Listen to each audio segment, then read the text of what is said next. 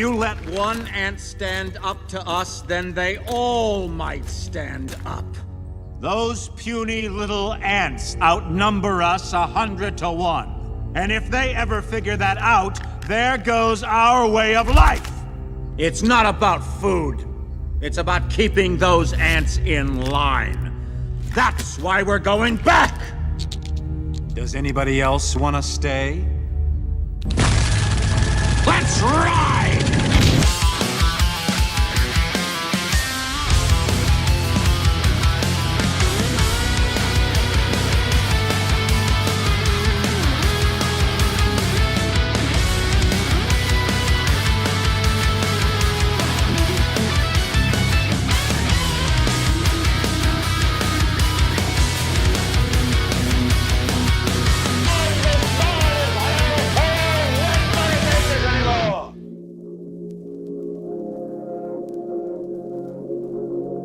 Hey, everybody. I'm so happy to have you here on a Thursday night. It's the 29th of January, 2026. And I'm going to be bringing on, in a couple of minutes, we're going to check in with Matt from Cultivate Elevate. Haven't spoken to him since December. I don't know. I try to keep it like once a month, at least once a month, so we can do a little bit of a conspiracy theory roulette, but also just see what else is going on. Ask him a little bit about what he thinks with the silver. Not only that, but Matt also was on his channels, especially on his Instagram. That's where I primarily see all of his content. He's very active on Twitter and Telegram as well. But as far as his videos, I'm always seeing him over there, and that's where I'll really look these days, especially since he lost his YouTube. So if you're wondering where he's been on YouTube, he's not there. But I saw him talking a little bit about tanning and the war against tanning. And I have something to say about this one here too. All the bad rap that the sun gets is unbelievable, but even just being able to find the whole idea about tanning booths and what are good ones? Is there a good tanning booth? You hear so many things about it, like, especially in the dead of winter. Should you be doing UVA, UVB, combination of both? Red light? Is there any lights out there that are manufactured that aren't, poisoning you when you think that you're doing something good? I don't know, but I can't wait to hear what Matt has to say about it. And then we're going to jump into the main. It's not necessarily a roulette tonight. I have one particular thing I want to talk to him about because there is an element of, he talks a lot about the ancient past being removed, either by way of just, the world wars or the massive construction projects that are supposed to really mask and do away with the evidence of a much grander and connected world.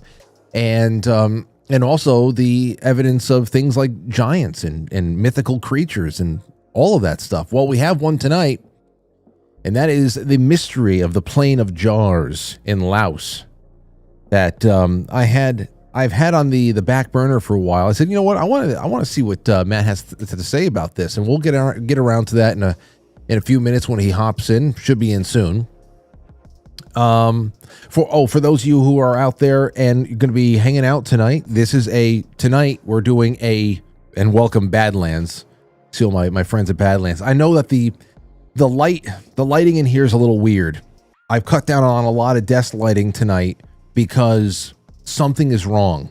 And if all the regular lights I have on, everything gets washed out. So I've got one of my lighting and camera friends coming in tomorrow to help me reset what I don't know. Either way, I'm trying to keep things dim so it doesn't get so washy. So just put up with it tonight. As long as you can hear me, I guess that's good. But we are going to have a super chat giveaway. 3 gold backs. I got in touch with Tony at quitefrankly.gold, and I said, Tony, can I give away 3 gold backs tonight? Because, gold, at least for a time there, had passed $5,600 an ounce. So we're giving away 3, I believe 1/1000th of an ounce gold backs, the wonderful gold foil. I think it might be the Florida print. So if you send a super chat, quite frankly, superchat.com, any of the Badlands, the YouTube, the gold pills, I'm putting you into the name picker. and we're going to pull a name, and then you're going to email me your address. I'm going to give it to Tony, and he's going to send you 3 gold backs, which I think right now are the greatest ways to start getting into gold. The ones that we're going to send out tonight, I think they're about 6 to. I don't even know how much in value they've gone up since it's exploded another $1,000 an ounce over the last few months. But still, it's good, and I'm giving away gold tonight. All right, so put in, and we'll see who wins. There you go. All right. Other than that, in the second half of the show tonight, we are going to have Mike Baldwin on for a little bit. We're going to change it up. We're going to change up the pace and the tone, and I'm going to go into a whole bunch of reels that I have been saving up, and we're just going to have a laugh. We're going to watch some of these reels, and we're going to hopefully I'll take some calls from you for the time that we have in between and after, right before we end at about 9 o'clock. And then at 9 o'clock, after the show is done, there is no public flip side tonight, though. You got to see last night's.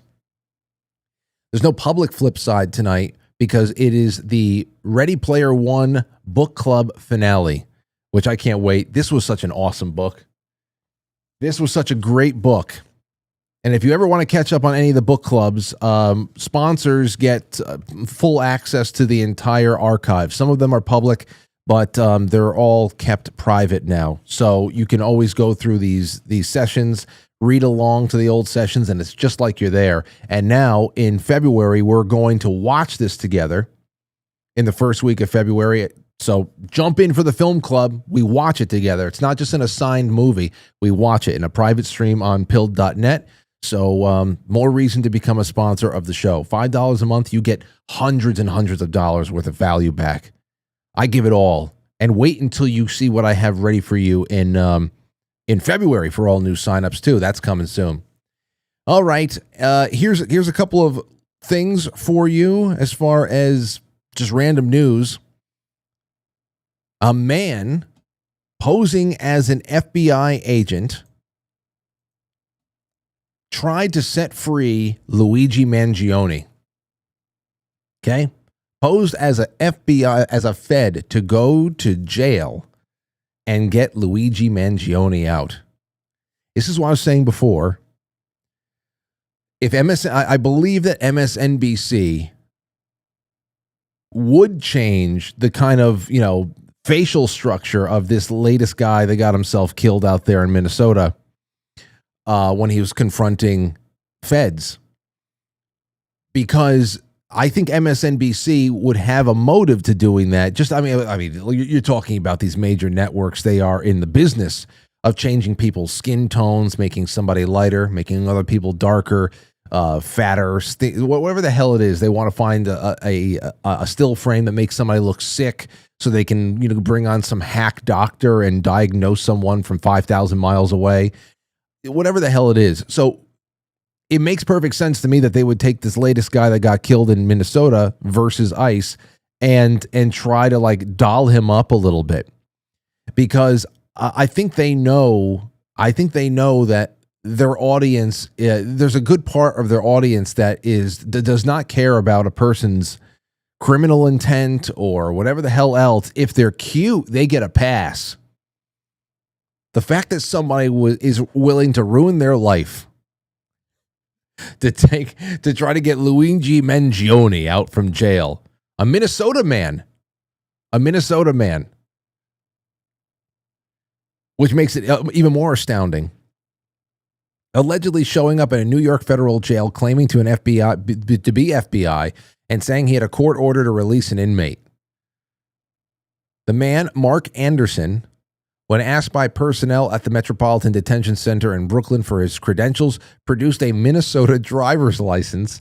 Prosecutors said Mangione is being held at the jail. A Minnesota's driver's license. Yeah, trust me, bro.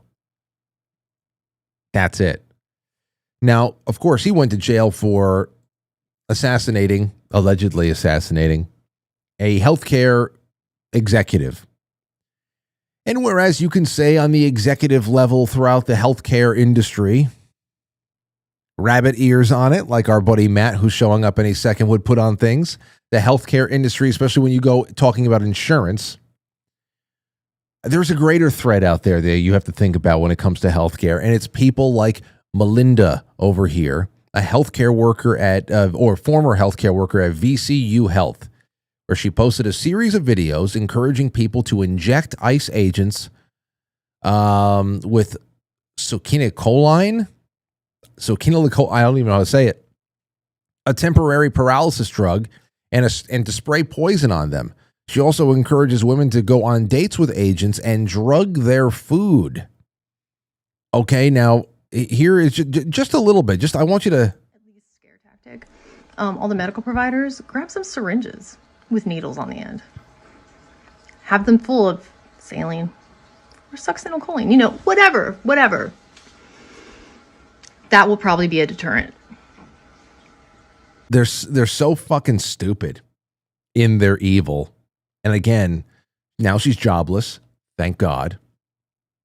But this is a big part of the reason. This is the face. That's the smirking Mengele face, the real Mengele of 21st century. The reason why people are doing everything they can to take care of themselves so that they can avoid a hospital at any and all costs. Face. Any and all costs, because you look at that face there, and this is the reason why you say, God forbid, if I ever have to go into a hospital for an emergency situation, you need to have some sort of a chaperone. You need to have somebody standing in the corner of the room looking over. If you have to go there for anything more than stitches, to be unconscious around a person like this, to not have a chaperone or an advocate with you at very vulnerable, unconscious moments is very unnerving. What the hell are they sticking in you? I understand everybody's hesitance to go into the ER, into the hospital, if you're not of the same cut from the same cloth as this crazy witch. But holy shit! Anyway, this next guy, I'm sure, has not been to a hospital in a long time and plans not to go anytime soon. Matt, Cultivate Elevate. How the hell you doing, my man? What's going on? And I was just listening to your story about that situation where they're trying to stick people. They're nuts. Honestly, these people have lost their minds. And also too, yes, I wouldn't go to the hospitals because, they can give you a booster and give you an up-to-date booster anytime you go in. So, that's another big rabbit hole. There was a nurse who exposed that people were getting boosted while they went in for a small procedure. So something to kind of think about. You're talking about anything that required sedation or being put under? Yes. So anytime a person is put under or goes in for any type of procedure, they can technically make you up to date on your shots. There's a little piece of paper that they have you sign, I guess, when you go to get a procedure. And that procedure has something about it's like bio injections, I think it's called, or something. And then that is considered putting you up to date on your shots while they put you under for whatever else thing that they're going to, torture you with. We're witnessing.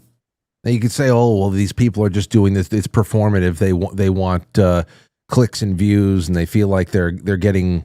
I don't know what they think the message is getting out and how it's not going to affect them poorly, but you can tell when somebody believes in what they're saying and why they believe that this kind of an action, this kind of an act of aggression against somebody, even from a chemical standpoint, where they feel it could be valid. It's very unnerving to know that we're around people like that. Some of them declare themselves and just put their intention out into the world. Others, you just have to the hope and a prayer that you're not standing next to a psychopath. Well, and I think that's interesting that you say that, because if you think about January 6th, remember they walked into the Capitol building? Yeah. That was considered, dangerous or a threat, to national security. This is on a whole nother level. The fact that this is even still going on, that this is still just happening and people are, saying these kinds of things and all of this stuff. It's kind of nuts too, because they're talking about this whole thing with Signal, and how everything going on with Signal. Well, the government can shut down everybody's phones within certain radiuses. When I was at NIU during the shooting that took place on Valentine's Day, I think that was 2009, they shut down every phone within a 3-mile radius for over 2 hours. Nobody could reach anybody. So this kind of makes me also think that a lot of these events, they kind of like continue them, like let them continue, because they could interfere or intervene with all of the stuff, but they just kind of let it keep going. And that's where it gets, you kind of got to ask, why do they keep doing this, and letting these things kind of play out? But they want chaos, right? They want chaos. They want us to all fight each other and divide us and just literally just attack one another until we're, nothing left. Meanwhile, the government, as I've dated back now, I've been going into coinage and the Coinage Act of 1873. I have found out that they have been doing this for a long period of time. And this whole divide thing it is mind blowing. And the government is always the culprit when it comes to all of these events, I've started to realize. Well, stay right there for a second with coinage, because right now, silver, an ounce of silver at this moment is around $118 an ounce. I think it was a little bit higher than that at some point today. I think we went, yeah, there you go. There's a that's a troy ounce right there. Yep. And I mean, I think it went as high as $123 or something today, and then it took a massive dip down to 103, and then it's back up to 117. But gold is, I mean, it was more than half of the way past the, it was starting to flirt with $6,000 just today. So talking about coinage a little bit, what do you think about this kind of movement? Because some people think it's, a stacker's, comeuppance. I guess we're getting what we've been waiting for. But on the other hand, others say that the way that it is shooting up so quickly is actually a harbinger of some really bad stuff that's coming. So I would say the banks are buying up a lot. Most people don't know. I mentioned about how, all the banks are buying up tons of silver and tons of gold. So I think that's really important for people to look into. I was telling people buy gold and buy silver back about 6 months ago when all this nonsense first kind of started and things like that. But it's kind of gone up, like you said, almost $6,000 an ounce. Silver, like you said, almost $122 an ounce. And it's only going to keep going up. People don't realize that the tangible money, the real money is, if you get into gold and silver, that was the real money. And I will tell you, holding silver, there's something about it. I don't know how to really explain it, but there is a feeling to it. And it's very, it's very conductive. It's very powerful. It feels like something that's alive in your hands. But as for, these things that happen, so if you go back to the McKinley thing, so McKinley during the 1890s, he put the tariffs on America, and he actually moved us into the gold standard. He got rid of the silver, moved us into the gold standard. But a lot of the prices of the gold and silver, they all went up, and there was all these shortages that happened. And that's the other weird thing about this. So I look on a lot of different websites, eBay, auction sites, bullion sites, all these things. And these people are sold out, like months out. Some of these sites I've seen where it's like, we don't have a shipment coming till, February. We don't have a shipment coming till March. You go and look for like 10-ounce bars. They're gone, like just gone. So all these things are just going, okay, even when I look at bids, because this is like, let's say a 10-ounce bar or a 100-ounce bar or even a 1,000-ounce bar, because I found a Rothschild 1,000-ounce bar. But when you look at these, there are so many bids. So it's not even just like, the small amounts of silver too. It's the large amount of silver. And there's the one I looked at, it had like 52 bids. So I'm like 52 people, if you go through the bids, are bidding on this stuff at 10,000, and up 10,000, 20,000, whatever else. So people know, and I think people are very aware. And I think that the money people, like let's go with the banks and, these scummy people, I think that they think that people won't keep buying. But what I started to realize is people are buying it up left and right. And also they need silver to do all their robotics. They need it for 6G. They need it for their electric vehicles. For bombs. They need it for all of the nonsense that they want to give the people to put them in George Orwell 1984. They need silver. So I was saying, if the people buy up all the silver, good luck. Because now you can't do what you want to do because you originally need your faster speeds with silver and things like that. So I think that it's only going to keep going up. And I said it was going to go to $300 an ounce or more. And I think it will go higher than that. Because if you look at the ratio, there's like a 15-to-1 ratio that it's meant to be. But if you go to India right now, India is talking about how if you bring gold and silver and you put it into the bank, they'll give you like a 10-to-1 ratio. And then they were floating something like an 8-to-1 ratio or something like that. So there's a lot going on where people are going, you know what? Your dollar is just, we already know what it does. You know, you bring the dollar in and whatever else. And all these other countries are going gold and silver. And I looked at the Shanghai pricing. I think it was last night, it was at 131 an ounce. Yeah. And I thought it's just going to keep going like that, pretty much. Yeah, Shanghai has been ahead by a couple of dozen dollars everywhere. Everywhere I've seen it, they're ahead of the curve, and it's nuts. And just going back to your initial thought about the feeling, always has been the case. When I was a little kid, I had a friend who had a coin collection, and I started falling in love with just coin collecting back then because I loved all the different prints.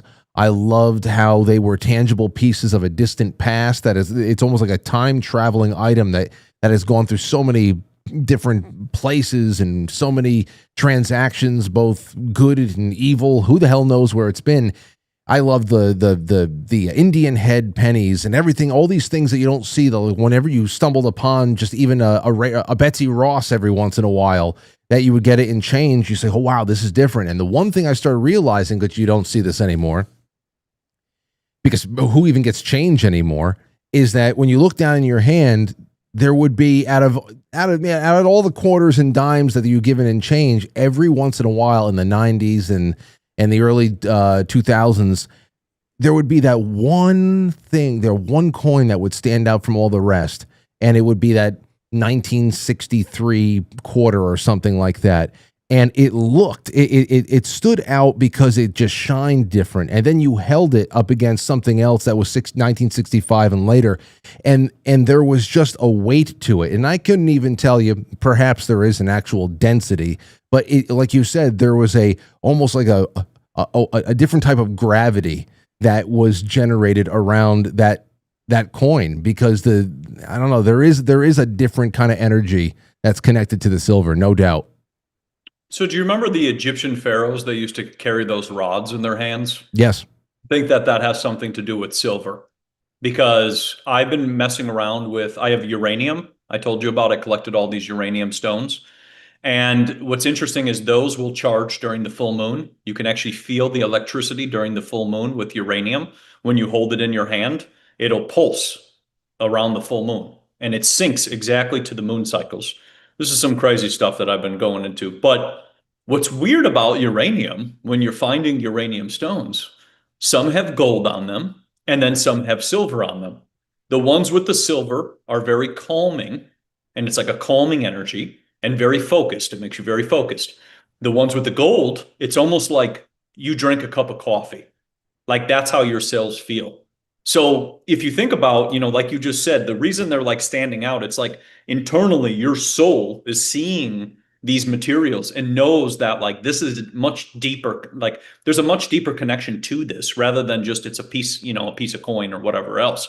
Like this silver and this gold, all of these things are like this. But yeah, I've been doing all these experiments where I'm working out and I'll hold silver, I'll hold uranium, I'll hold all these different stones and see what happens with the brain and the mind.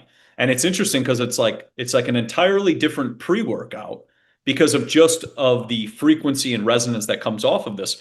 And what's interesting is you go up into like the Native Americans up by the Navajos by the Grand Canyon, and they got tons of uranium, and then they got also silver beads. The Native Americans wear silver beads. They make the beautiful necklace that's connected. So there's all this connection that I'm starting to piece together. And I'm starting to see that it has to do something. There's something with silver. And we've talked with copper before many times, because copper's also gone up in price as well too. But there's something, it's just, and I don't know how to put my finger on it, but it reminds me also too of like mercury too, because mercury is considered quick silver. That's the term for it. And I've showed where if you take mercury and you spin it in a circle, you can create voltage. So it's kind of these things that I've been dabbling into. Obviously, every time we go on this talk, I'm always dabbling in something that sounds out of this world. But it's just, something for people to kind of look into and just kind of like think about, because there's even a great book, and I know you love books, and I wanted to share this one with everybody. It's called The Secret Power of Pyramids by Bill Schul and Ed Petit. I think that's what it is. Mm-hmm. And this is a phenomenal one. This is probably one of the best pyramid books I've have read altogether. I don't think one comes close. So people, if want to look into this, this relates to, the power of building pyramids and the fractals and the frequency. This is just a phenomenal one. And I just wanted to throw it in here while we're getting into energy and talking about it. When was that published? The cover has a very late 60s, early 70s look. Let me see. 1975. Okay. So that's it. Yeah. It's got that feeling to it. I like. Yeah, you always see like the yellowing of the pages. That's when they were printing around that time, 1960s and 70s. They did like the yellow, more yellow pages, which is, in my opinion, is much better on the eyes. And I think I got a picture in here. I might as well. And it always ends up smelling so musty and beautiful too. It's delicious, actually, because the new stuff just smells like plastic. Yeah. Let me show you this. I'll put it in here real quick. So this is a sunflower germinated inside of a pyramid versus one that's germinated inside versus outside. So if you kind of see the differences, the one that was inside the pyramid is gigantic. That's the one on my left. And then the one on the right side is the one that was germinated outside of that. And that I thought was really cool because that gets into the energy that comes from the pyramids. And then there was one more in here, which I thought was interesting. So this was with grapes. So I'll go with this one too. This was with grapes. So those grapes, they just dehydrated when they're inside of a pyramid versus when they're outside of a pyramid, they get moldy. So no mold accumulates when food is placed inside of a pyramid. And so this on the other side too, where my thumb is, that's milk. And they did it with milk too. So they put the milk in the pyramid and they noticed that no mold accumulated in the pyramid. And then when they had the milk outside of the pyramid, then it got moldy. So, something kind of cool to look into when you get into like food preservation and, them always kind of trying to mess around with our food system and tell us we're going to run out and things. I think pyramids are something fascinating to look into rather than the fridge with the Freon and the LEDs now. And now fridges, all the fridges, people should look into this, have Wi-Fi and Bluetooth in them. The Internet of Things. They all have the theory was that every appliance in your home would have an IP address because in the case of refrigerators and everything else like that, one day it would be smart enough to reorder your food for you on like an Amazon or a connected app, just in case your mind slips and you're not thinking about that. You don't have any food left anymore. I remember that was one of the early pitches for the whole thing. They can send the police to your house too, after you ate too much meat. That's what it would be. Well, that's interesting. Well, real quick before I go back to this other thing that you had sent me, have you done any videos on the pyramids yet, or you're still in the studying phase?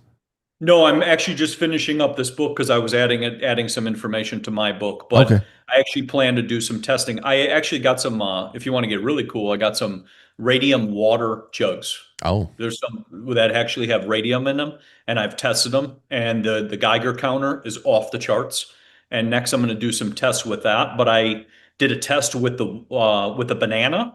I put a banana inside this water bottle that's radioactive, and it wouldn't grow any mold. And it did not change at all, like any black spots, anything, for up to, it was about 3.5 weeks. And, bananas change pretty quick. You put them outside, they change, within a day or two. And then I actually ate it because I decided to see what would happen if you ate a radioactive banana. And I just noticed it gave me a lot of energy. But that's what I'm testing next. You're like Godzilla. You're like Godzilla over here. Hey, they say that if you drink radioactive water, you can get rid of all your gray hairs.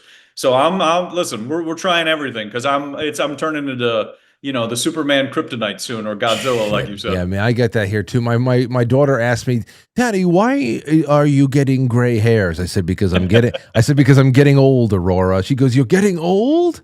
I said, so yeah, maybe, hey, listen, I'm not that far off. First of all, we got the copper goblets and the copper, the mule mugs and all that other stuff.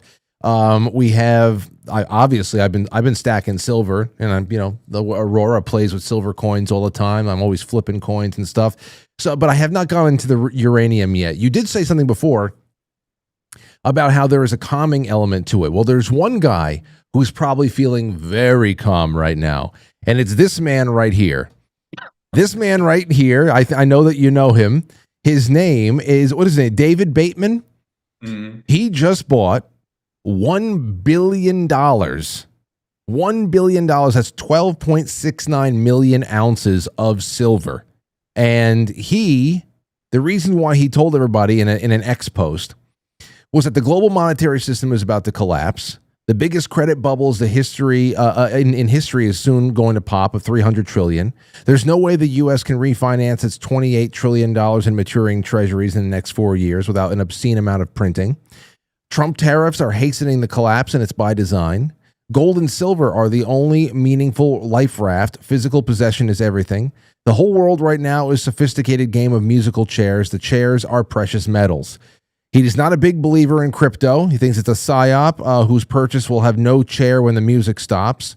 And then real estate, crypto, stocks, and bonds will all lose significantly compared to precious metals. But here's the thing. He bought all this stuff over here. He has a pretty interesting background, as you also know. Because here is a slightly older article about this guy, David Bateman.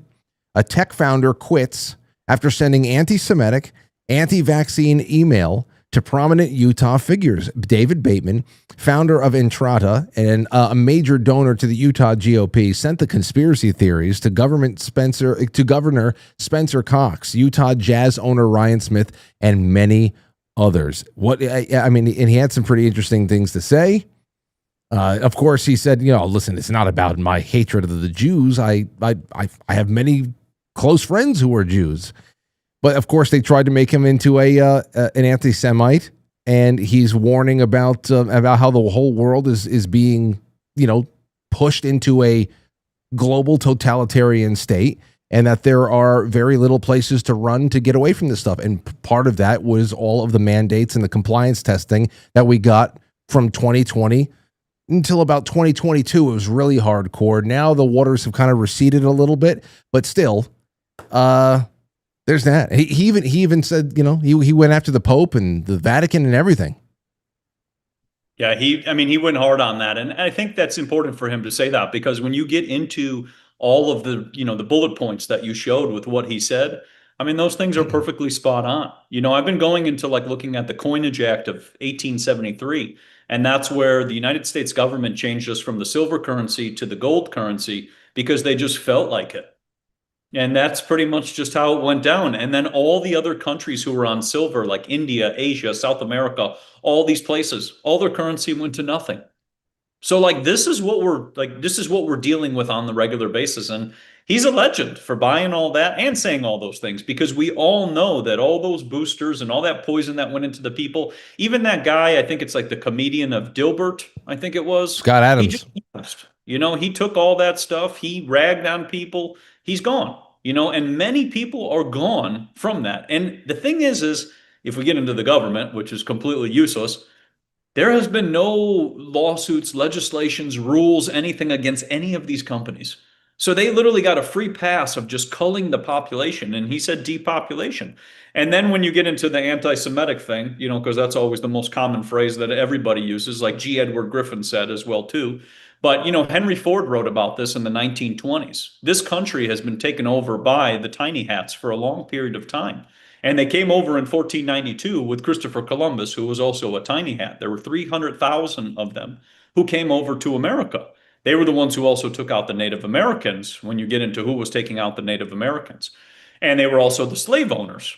So that's another big one. When you get into, they always say it was these people. Well, you don't say who directly it is. You just say it's always these people. So Henry Ford covered that, and he put up $1 million. He was another one. He said our country was being taken over. The central banks are, destroying the country. It's going to destroy the currency. And then we look at where we are today, where, everything keeps getting more expensive. And the tariff thing, this is the crazy part about the tariffs, what people don't realize. The tariffs are a fraction, of the tax, but they have a huge impact on every single person. The amount of money that they're actually bringing in from the tariffs is a little tiny sliver. But if you look at the pie chart of what actual income or what actual taxes are coming in the most, it's income and Social Security. And when you look at the ones that don't get removed, it's income and Social Security. So now everything's going up. And this is exactly what McKinley did in the 1890s. And he even had a World Fair. And now we have the talk of the World Fair coming in July, and it's like you just see the same playbook. So I think that he was ahead of the game. Yeah. And I've been, like you said, stacking silver and getting silver, get as much silver as you can. Because in reality, when you look at what your money, your IOU debt notes, because that's technically what they are. It's like the Dumb and Dumber movie where he's got the IOU little pieces of paper. But like that's kind of what the money is. Like how do you pay off the debt with a debt note? You can't. Because Matt, when it comes to that, I've always said I'm fine. I understood the reason. When you think about what was our trade imbalances, it was essentially a silent war that nobody was really diagnosing as a war. And I understand that. I understand why you would use a tariff to fight a tariff, and maybe to just at least bring people to the negotiating table, and that over time, if the government was the proper prescribed size, tariffs alone should be enough to be able to keep it afloat. That the income tax and this entitlement state that we have, the welfare state, on top of all the defense and the military spending that goes on top of it, that's all illegal. I always wonder about that too. Compared to that, I mean, the rest is that sliver should be enough to keep our government, if properly sized, afloat. So I'm also wondering how this revolution, this realignment, I should say, is actually going to kick off, because it is going to be a biblical amount of slashing and spending and reorganizing, which I would love to see. So I'm curious about it. But I don't want to spend too much time on that, because I have two more things I want to throw your way. The first thing, well, and if I may just interject, sure. You'd have to get rid of Social Security. Oh, yeah. You have to get rid of Medicaid. Yep. You have to get rid of the defense budget. You look at how much money is actually, we live in a socialistic country. I've realized since 1933, it's a socialistic country. It's not capitalism. Capitalism would be able for the ability for me and you to trade and to have free trade. We don't even have that. We live in a socialistic country, and we've been living in that for a long period of time. And if I may just add one more, I just want to throw one in there. We do a lot with all of our superfoods and things like that. And even, talking to DHL, FedEx, UPS, all these companies, they said they're like, we don't know what's going on. Like, they have no idea. Like, when I talked to the DHL, he's like, we don't know what is going on. One day we're told this, one day we're told that. And he's like, if we had a plan, we can actually, like you said, we could plan for this. But he's like, there is no plan. We're just doing this. And he said, now, the one guy I talked to, he said there's 55,000 packages in their warehouse. They have gigantic warehouses that nothing's paid. And I go, well, what do you do with it then? And he goes, it just sits. And I was like, dude, this is so goofy. This makes no sense. So I just wanted to add that in there too. I also heard that the post office and or UPS's, FedEx's, I don't know which organizations actually do this, but they also have mail auctions. There's yes. a lot of stuff that comes through that is never claimed or never gets to where it's supposed to go, and after a while, you're actually able to bid on. It's almost like auctions where you go to storage war auctions where you go into storage facility and you can just bid on an entire storage crate of stuff that you can't see, that you're just making a bet that whatever's inside of there is going to have some kind of value, or it could just be moldy old moth-bitten clothes and shit like that. So it was very interesting for me to hear that with mail too, because some of that can be exceptionally sensitive. I thought that was interesting. Now, I don't know how much of that is because of inefficiencies in the actual deliverance process, or if there's just a wrong address. Who knows? But still, I got to ask you about tanning. But first, I have to ask you about the conspiracy theory of the night. Did you ever do any digging into the Plane of Jars mystery in Laos? I don't think so. I don't know. This is definitely going to. I know it's going to trigger something in you because it's a very familiar story. or a kind of story. So here's the real thing here. The Plain of Jars in Laos, a mysterious archaeological site. Now, essentially what it comes down to, Matt, and there's all types of legends, local legends about what this is all about, but you have these megalithic archaeological, it's a landscape in northern Laos, and there are thousands of stone vessels there. Some over 10 feet tall, it's reported, weighing up to as much as 30 tons. And while its origin remains a great puzzle, there's a lot of different ideas of what it could have been, ritualistic purposes, to be able to put dead people in there and like get them down to a skeletal state for whatever reason. But of course, like so many other things, local legend says that it goes right back to an extinct race of giants. These are a whole field, gigantic vessels, these stone pots, these jars, and some of them are massive in size. So the reason why I bring this up is because not only is this one of those things that people are always asking questions about, but it's tied to a very specific military operation in Vietnam that a lot of people like to link to this. And I think that you would love this because it comes right around to the same kind of a motive as you would ascribe to the World's Fairs, to mud floods, to the world wars, any reason to go and level the old world, to wipe away any kind of evidence of what kind of a beautifully sophisticated and interconnected ancient world we may have had, a sort of rolling, a steamroller that disconnects us from a much more grand past. Well, Operation Barrel Roll. Have you ever heard of Barrel Roll? No. Okay, so listen to this. This is from in Vietnam. It was an operation between 1964 1973. Obviously, it was covert because Laos is a place that we should not have been bombing, and we did a lot of work in there. And here's what I got: this was a covert bombing campaign over Laos, heavily targeting the Plain of Jars to interdict North Vietnamese supply lines and support royalist forces. It resulted in massive civilian casualties. That's a given. And solidified Laos's status as the most heavily bombed country in history. They bombed this particular area. They dropped more bombs, I think, than like all, I think some people said that all the bombs we dropped in World War II. And there are still some, jars put together, that are there, but many of them have been destroyed. And because I had to bring it to you just to see what you thought, and if this is the first time you heard it, to see where else your mind goes to connect it to other similar stories, because the fact that the locals mainly tie this to ancient lore about giants in the area is something I thought was rather fascinating. So go right ahead. What do you think about this? So when I look at those pictures, I mean, just seeing this from my side, and I have grayscale on, so it's black and white. Those look like tree stumps. With that top picture when you just had at the top, those look like tree stumps. Like that almost looks like what petrified wood looks like, which is funny because petrified wood is radioactive as well. And then yeah, those look like they had something inside of them. Oh yeah. Yeah, those look like they were encased with something. And if they had giants, like you said, there used to be very large people. There's so many newspaper clippings and pictures of giant people that used to be around. So there could be something. Now, could there be in a form of energy also from something there? Could that have been a building? It's very odd if they've dropped that many bombs to destroy something.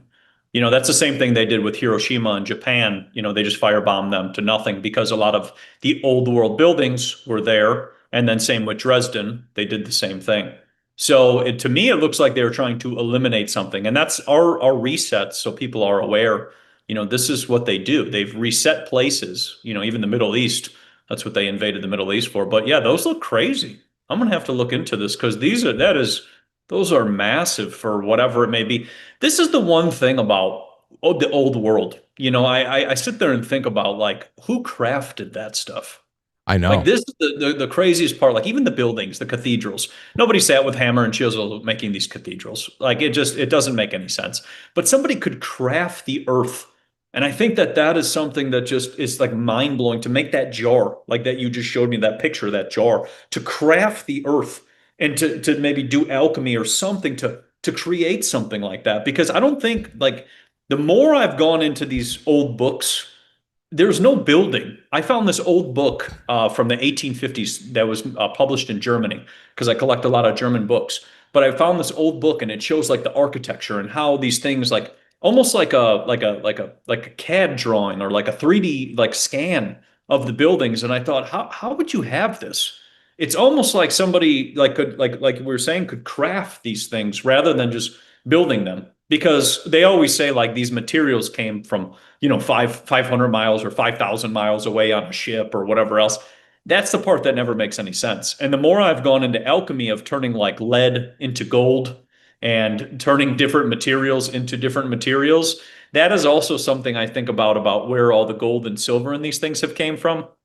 Like a lot of the old world buildings, yeah, I think that a lot of the old world buildings, a lot of those materials came from that. And then we have like this whatever's left over of whatever the gold and silver, because even the one guy I talked to, he was they mine and they find the gold in the soil and things like that. He was saying they would have to pull up like 500 tons of soil to get like this little pinch of gold. And I was like, well, that sounds so, inefficient. And he's like, yeah, that's what we do. And it's like, this is strange. So same with those pictures. I'm gonna have to investigate that one, because that's a really cool one that you found. Matt, this is why I love having you on, because we can just go anywhere with things, and we usually do. But I'll tell you, there's a lot of things along the way that if we stopped to go on a tangent, it would just take up so much time that we would never get to, point B. And like when you say something like, I look at these cathedrals, and it's impossible that it was built by somebody, or nobody made these cathedrals. What made them then? Are you think that they were like ancient 3D printings, or that it wasn't the craftsmanship of artists at the peak of their talents in the old world, that it really wasn't? Well, I've seen people who can sculpt. I've seen people who can make pans in Italy. There's still people making pans in Italy who've been making pans forever, and they can sculpt and do all these things. But when you go to the size and you go up and you just keep going up, and then the volume and the material and all of these things, this is the part that just to me doesn't make any sense. And then you find like gold at the top. Like, why would you put gold at the top of the cathedral? And the books I found, they were showing angels. Lots of angels were used to be on top of all these buildings. They had statues of angels. And it made me start to kind of think about, just, kind of things to think about, that if you were building and you did have wings, and I know it sounds a little crazy, but if you did have wings and you were an angel or you could fly, it would make things much easier, and if you were bigger, because the angels that they showed in these German buildings, these beautiful statues and things, their wings were just massive. And then so you sit there and think, well, that if you were a really big person who could fly, that's a total potential. The other thing too is, and this is the flip side, is that some sort of event took place and turned everything to stone. Like, it used to be made out of wood, it used to be made out of this, maybe whatever material, whatever. And then some event happened and changed whatever we see now to another material. Because this is what's weird, is the petrified forests, those trees that have fallen up in here in Arizona, fallen or whatever else. But those trees that are up in Arizona, they have quartz crystals and radioactive materials and all these things inside of them. And you sit there and think, well, some event had to have happened to turn the tree into a quartz crystal or a gate or any of these things. And it would also it's kind of something to think about. Like, we see all of these, and the farther I go in the books on this topic, the more I notice just people fighting over these buildings. Like, one person says it's my building, then the next person comes in and they fight over it. But the old remnants of the pictures of what the buildings used to look like, every single cathedral that you see used to be a star fort. Every one I kept finding like literally a star fort. Even you go to Italy and you look at like Rome and like all the fallen buildings. You look at pictures from the 1850s, there's even more fallen buildings. Like, someone just kept blowing it all up and just kind of blowing it up, and then the people inhabited it. So the building part never makes sense for, the lifespan, the whatever, the this, the that, how many people. I mean, even just farming. Like, Just if you think about it, like even just the production of food, how long it would take to produce all the food for all the builders, all the energy that's needed, the animals. I mean, it if you start just piecing things and going, okay, so they had a hammer, they had a chisel, and they had a candle and a kerosene lamp, and you're telling me you built that? How come we can't even get close? And that's the thing is nobody can replicate any of this stuff. And it's funny because a lot of these buildings, they're all made out of travertine or granite or serpentine. And it's like it's hundreds of thousands. The one building I looked up during the World's Fair that they said was, temporary, the building was 50 acres. It's something to not even think about. Like how big of a building is 50 acres as a building just to construct something, or the Crystal Palace in London. So all of these things that burned in a fire, all of these things just don't add up. And it just, that's why I like to look at the old pictures, because you start looking at that and going, no, you got mud roads, and that's how you're building. It doesn't make any sense. It's, well, I mean, I've gotten into a lot of, quite a few debates with people. I don't even know if they were debates. I think when I start realizing about what some people thought about, structures of the past, which we're just talking about early 20th century structures. What really started tipping me off was the comments I saw some people saying about the first Yankee Stadium, like the one that opened up in 1923, and they had the same exact objections about its new construction status, because it was built with so many tons of granite. And it was built in a certain amount of time, and they were thinking about where they would have to have brought the granite in from. And I'm like, okay. Even if you're doing all of this, even if you're doing these calculations, what does that mean? You're talking about a hulking, massive stadium structure there's no documentation of a giant structure there that was prior to, that was simply repurposed and made into like one of the first modern baseball stadiums.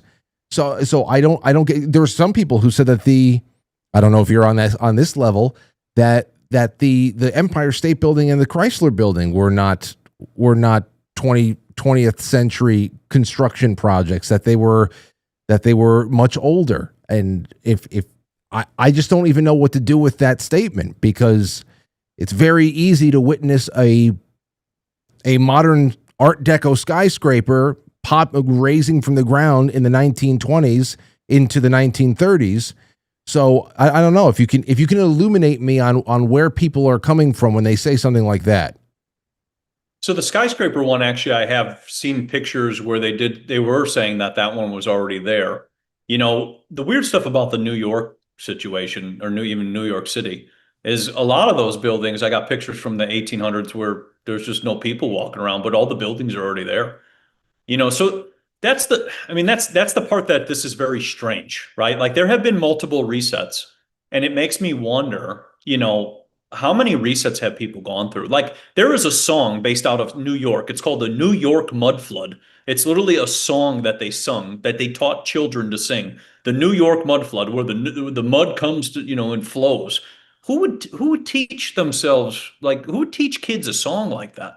But if you've had multiple resets in which people didn't even know, then the builders, right? Let's say there were builders, because I do agree with you about the stadium and things like that obviously appearing. It's not like, it never happened. So I do fully agree with you. But, maybe the builders were wiped out in these resets. And like maybe the people who wiped them out were the ones who wanted to replace them. I don't know. I just know when you walk into, St. Peter's Cathedral in downtown New York City, you can feel that building. It is alive. Like there's a living substance to it. This other stuff where it's just made in a box and made out of steel and everything else, there's no life to it. So yeah. That's just my take on it. It's just the more I go back and I see these like star forts in these towns, it just looks like everybody's just fighting each other like what we do today. Like nothing's changed. But somebody or something or whatever built this. And like we're like the people with the encampments trying to take it over and then say it's ours, and it just, to me, it just doesn't make any sense. And the statues, they look like people who turned to stone. Like that Medusa story where like people turn to stone, it looks a lot like that. Like it's so perfect. Now, maybe you had technology back then, but if you had 3D printing or something like that, then what are we doing today? Just it there's so many things and you can sometimes say like, technology was back then and then it came now, but it's just yeah, it's very weird the more you dig and you see the same buildings all over every part of the world with the same exact, architectural designs. Well, I agree with you that there's a lot less energetic and creative resonance in thing where we have adopted far more brutalist Soviet era boxy ugly construction and architectural designs.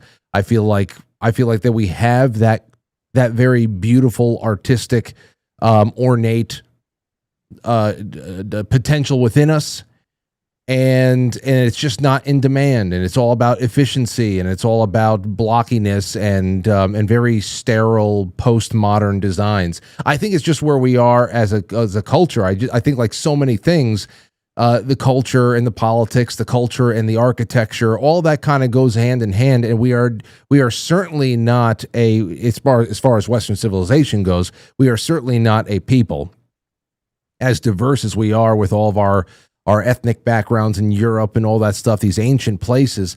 We are certainly not a people who are really living in the beauty of the past and our cultures, and it's not being expressed in our art anymore. It's a lot more, I don't know. It's just, I don't know. It's just kind of bluff. And that's where I go. So I agree with you on that. Everything else, man, I don't know. I feel like my brain goes in a blender when we go to these places. But before we leave, because only got about 3 minutes or so, you've been doing some updates, or at least one that I saw on tanning. And so I would love for you to give me a little bit more. Oh, here it is. Tanning in 2026. Is it beneficial? The history of tanning dating back to 1891. Fear of tanning came from government trying to keep people sick, just like the sun. What are your thoughts about tanning lotions, tanning salons? I know that there, what are good things to do? What are bad things to do? Is it, what UV bands are you looking for? Is it AV? Is it A? Is it B? Is it both A and B? Give us a crash course on what you think about this.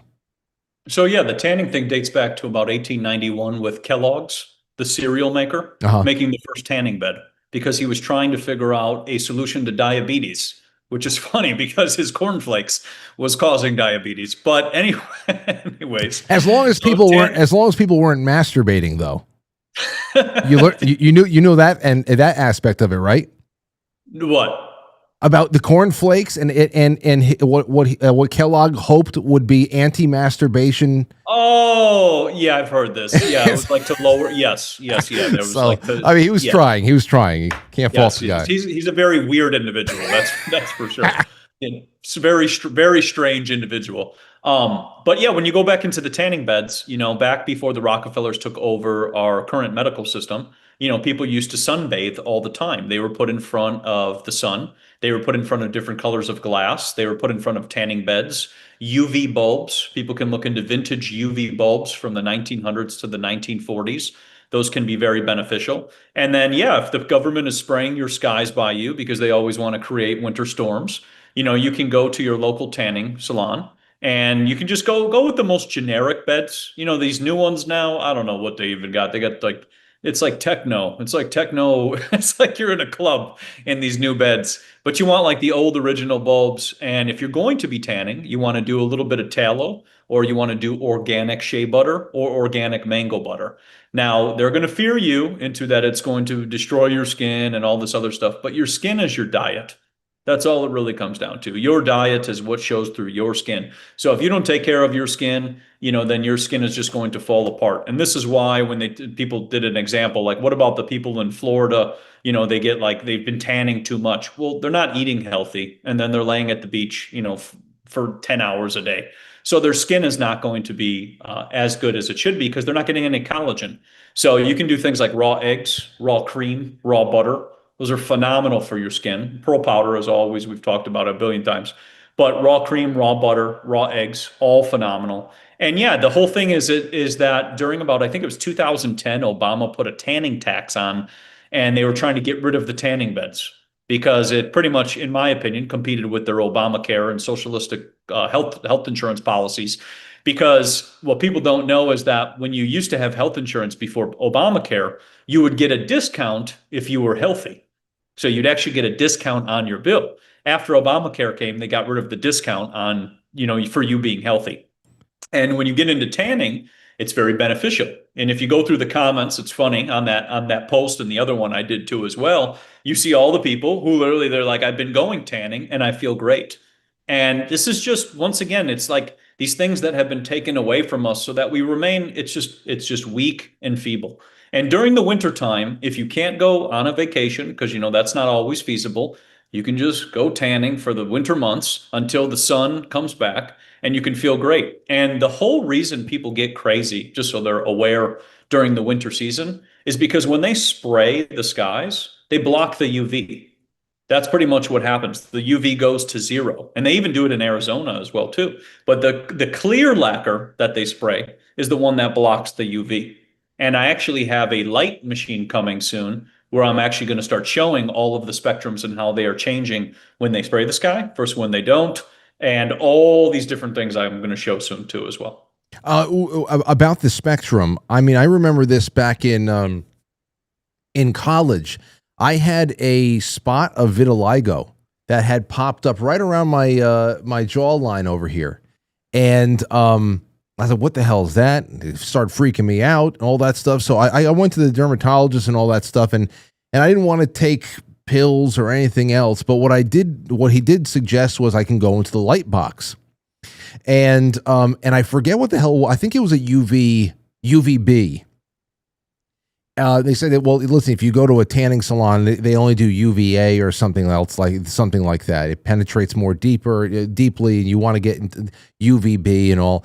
So, and it actually really helped over the course of a year or so. Went away, everything came back. All my beard actually turned. I had a patch of white.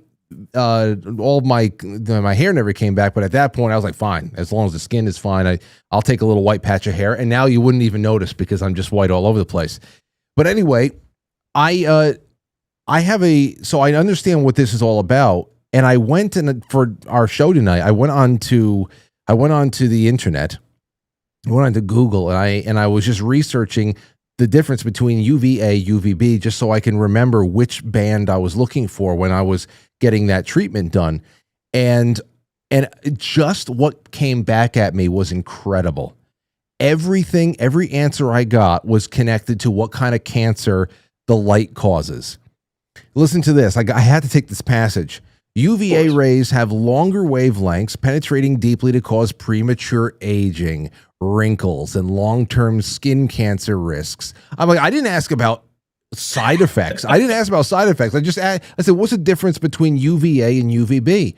And it starts telling me about, the UVA, longer wavelengths, penetrates deeper, and it causes premature aging, wrinkles, long-term cancer risk, while UVB has a shorter wavelength that primarily burn the skin's outer surface, leading to sunburn and direct DNA damage. Like they're killing you. And there's always one day during the baseball season that they have these people come into the Yankees television and radio booths, probably around the fifth inning or something. It's around June or July. Maybe it's around Father's Day or something. And they do an entire inning, the top and the bottom inning, about go get your skin cancer screenings, use SPF 70, stay out of the sun, use SPF 70, get all the blocking you can, get your screenings done. Listen, I'm fine with going to a doctor and getting, what's this? This popped up. Is it normal? Whatever. But people really treat the sun as if it is our number one enemy. And you can go too much. You could do anything too much, obviously. But I mean, it's crazy. It's crazy how some people would prefer us live subterranean like mole people. I mean, it's perfectly said that you said, because during the 1960s, when they came out with sunscreen, which was made by Big Pharma, they came out with sunscreen and they told people that the sun is going to get them. But you look at people in 1960s and they're jacked and tan and fit and everybody looks great. So they had to fear them into putting a copper tone and sunscreen and SPF and blocking the sun. And it's funny because when you look up the lawsuits for the sunscreens, you find that they cause the actual illness that they're attempting to, allegedly prevent. There's thousands of lawsuits on all of those products. So like that's what's causing your issue. You're blocking the UV spectrum. And it was funny because there was a book called Light as Medicine by Jacob Liberman, and he was an eye professional who explained about how UV spectrums were very beneficial.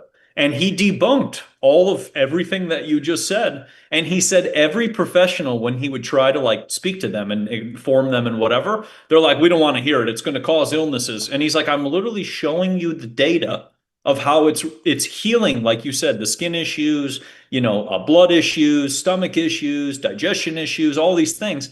But meanwhile, they're like, just cover your body with this petroleum, product and you'll be fine, which is, it's always inverted, and that's what I've started to realize. Like every single thing, if you can learn anything, it's always the opposite of whatever you're told or sold. And that's the whole sun thing. And here in Arizona, it gets 122 degrees outside. I'm outside. If it was so dangerous, I would have been gone, years ago, hiking in the middle of 122 degrees. So, it's this fear, and it's crazy because you're blocking out the big ball of life, right? The sun is the big ball of life. Everything wakes up, the birds start chirping, the plants come up, the fruit starts to grow, we get up.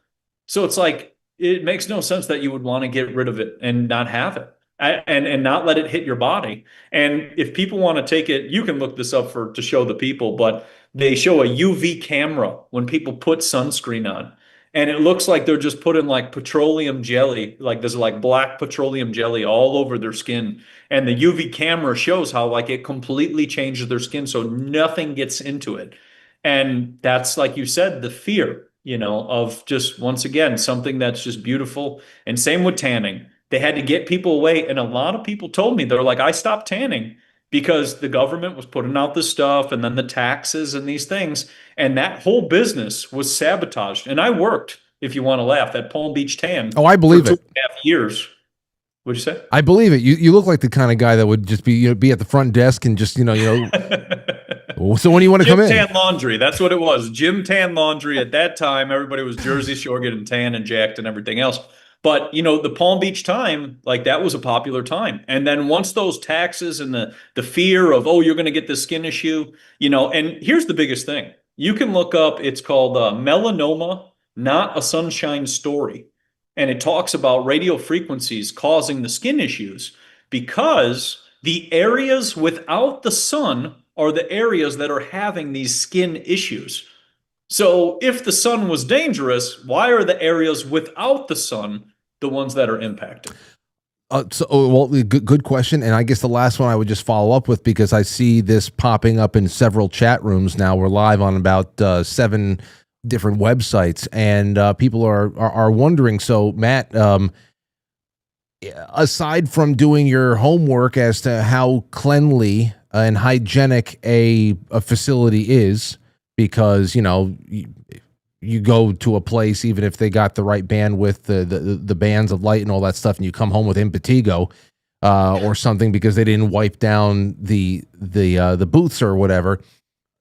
Hygiene aside, you would say that it's something it's good, especially during the winter months, for people to have a tanning salon membership. Yeah, and if you're worried, about like what you just said, then just do the stand up.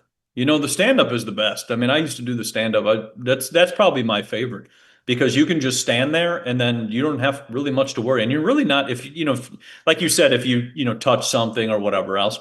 But I mean, the stand up is probably the best for that, so you don't have to worry about it. And you only got to do, I think it's like 8 to 11 minutes or something. You always do less in the stand up, which is nice. And then it's shorter, and then you're pretty much good. And you should be cranked up. Like, you should get a ton of energy, because think about it, your body has not gotten any UV If you're in a cold state or whatever else, you haven't gotten any UV in months, so even just a little boost, even just once a week, can be very beneficial. Well, I can't wait for the spring to come back. Anyway, this has been a wonderful chat. CultivateElevate.com. It is in the description of the episode. I follow you on Instagram, but you're also very active on Twitter, on X, on Telegram. You have a wonderful catalog of products. You have given many of them away at the Jamboree and on air over here. I hope that people go and check them out. Is there anything else you want to plug before we leave? No, just working on more things, finishing up my book. Then I got more superfoods, and then these are 100% linen clothes.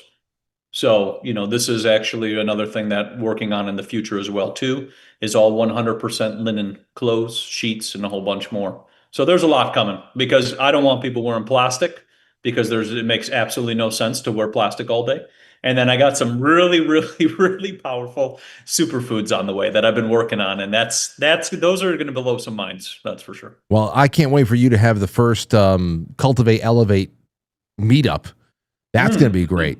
Everybody get to go out to the desert for an extended weekend and, I don't know, wrestle with rattlesnakes. Thank you so much for everything, my friend. It's been great to hang out with you, and we'll talk soon. Thank you, brother. I'll see you next time. All right, there you go. Whenever the sun starts setting where Matt is, that's when we know it's time to end the call.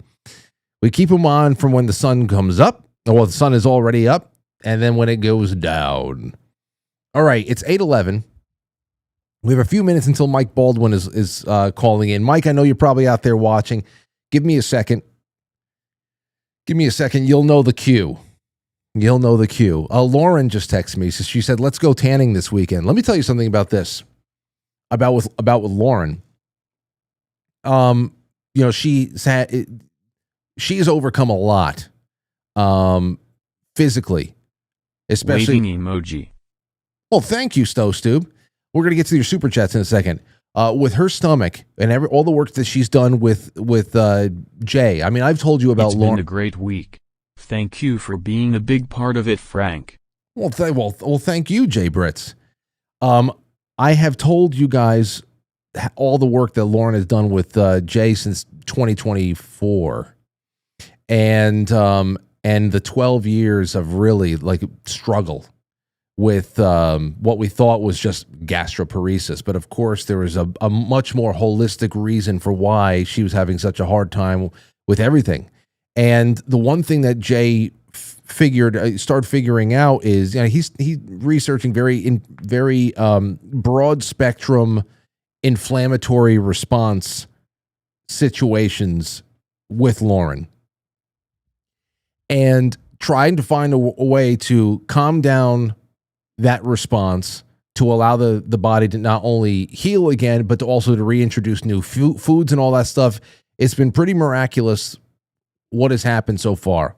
Lot farther to go still, but I'll tell you one thing that was incredible.